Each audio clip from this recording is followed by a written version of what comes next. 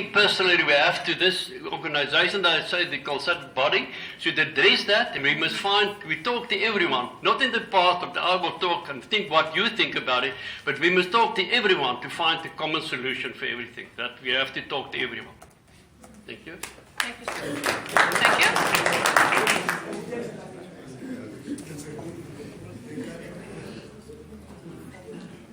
Thank you. Thanks, Kommetjie. Sorry.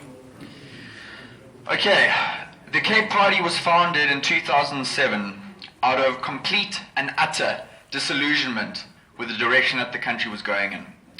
Not just only under ANC rule, but the DA's inability to prevent it. Now, I take a bit of exception from the comment that was made by this gentleman over here, I think ANC? DA.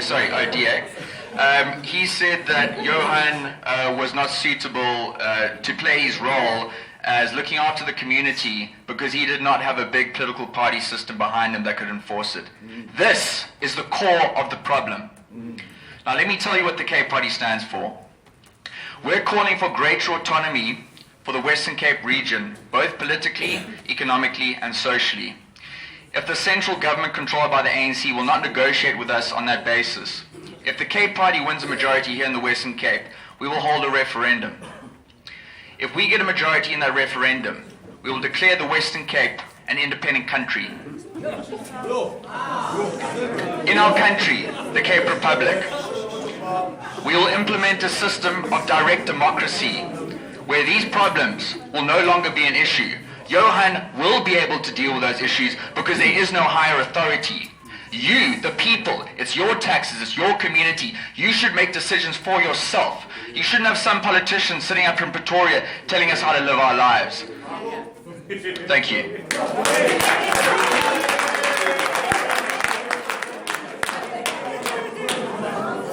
Okay, one question. I don't want Mr. Lekela to be the only one asking the questions here tonight. Please, they're going to think I'm favouring someone. Would you mind if I gave James? I just want to bring out to the Cape Party gentlemen. With this referendum that we are talking about, undermine the constitution of our country. How are we going to make it possible? Okay, I'll tell you how we'll make it possible.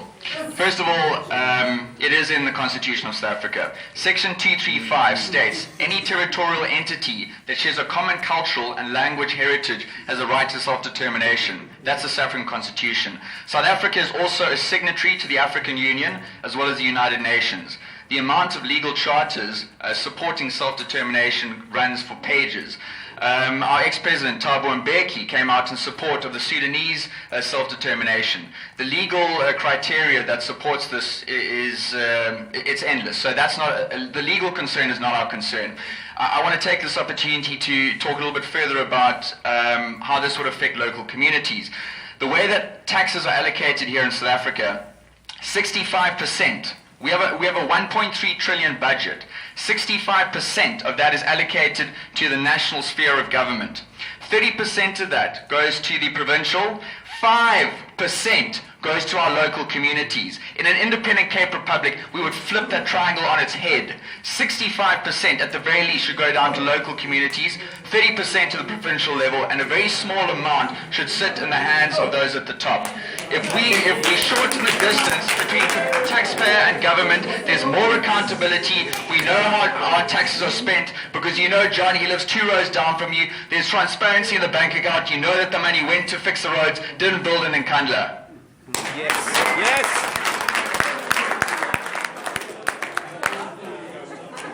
Thank you very much. Our next candidate, please.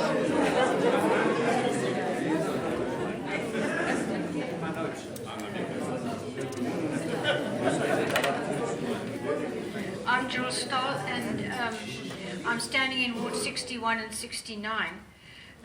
I can't talk on the high levels of others because I've never been a councillor before, but I just felt that our country needs to have people standing for everybody. No, sorry ma'am, I just want to correct something here. People must not be personal here, pointing fingers to another party's president's houses.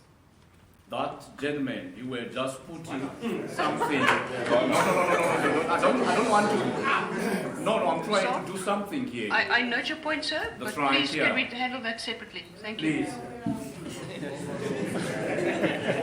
So, having worked around the community and seen what happens in certain places, these are the things that I would actually like to see, and they're very basic and very much on the ground. For schools, I'd like to see discipline restored, good manners, respect for parents and others, and self and teachers. I would like to see respect for property, other people's property. I'd like to see no cell phones in the classroom. Teacher training colleges reinstated to produce well-qualified teachers for all schools. Aftercare at schools for children of working parents. Creche facilities at workplace for working mothers with a sick room provided. Because what does a mother do with a child who is ill when she's expected to be at work at the same time?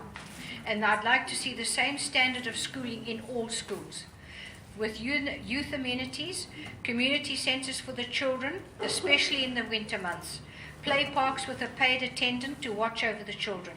Facility to be locked up at night with CCTV cameras.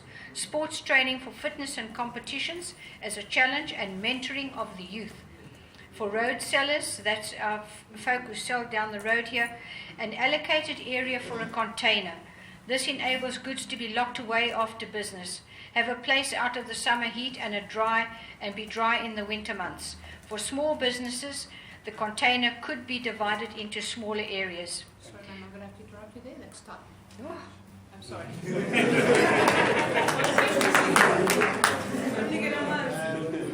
Yes, ma'am. Yes, ma'am. I have a question for you on 169. We have a community problem in our community hall. So can I ask you, how can you solve that problem? Because when a community leader hall, you see now it's raining outside. Now when there is a meeting in the community hall,